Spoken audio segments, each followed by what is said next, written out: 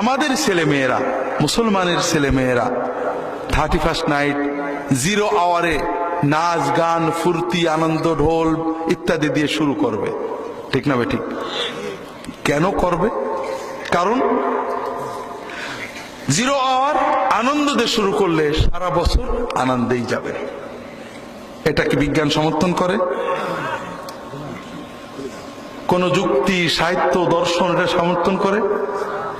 বাঙালি জাতীয়তাবাদ, বাংলাদেশের মানুষ যুগ যুগ ধরে কি এই বিশ্বাস কখনো লালন করেছে?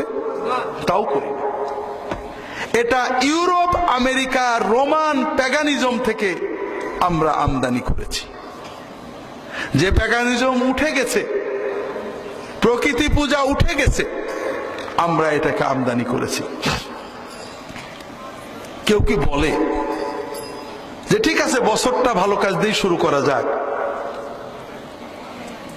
পহেলা 31st নাইটের গভীর রাতে 0 আওয়ারে তোমরা ঢাকা বিশ্ববিদ্যালয়, রাজশাহী বিশ্ববিদ্যালয়ের ছাত্রছাত্রীরা, প্রাইভেট ইউনিভার্সিটির ছাত্রছাত্রীরা যারা পেপসির চেয়ে বিয়ার এবং হুইস্কি খাওয়া বেশি পছন্দ করো, তোমরা 1 বোতল হুইস্কির দাম সবাই শোধ করো, 2 বোতল পেপসির দাম বাঁচিয়ে নাও, 2 দিনের মোবাইলের পয়সা বাঁচাও।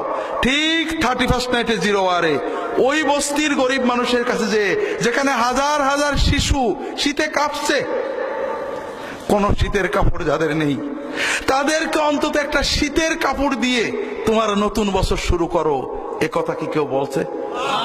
কারণ এটা তো মৌলবাদী কথা, ঠিক না? হ্যাঁ, মানবতাকে সাহায্য করা, গরিবদের সাহায্য করা মৌলবাদী কথা, ঠিক তো? এইরকম কথা বললে তো আমাদের যুবকরা নষ্ট হয়ে যাবে, ঠিক না? তাহলে কেন বলছি না? কারণ এই দিবসগুলোকে বাণিজ্যিক সাম্রাজ্যবাদীদের বাণিজ্য প্রসারের জন্য, 2টো স্বার্থ রক্ষার জন্য, একটা হলো তাদের কেনা বেচা বাড়ুক, আর একটা হলো আমাদের নতুন প্রজন্ম যেন পশুতে পরিণত হয়, খাওয়া দাওয়া ছাড়া কোনো নৈতিক চিন্তা তাদের না থাকে। তো ভাইরা, আমি জানি না আপনারা কতটুকু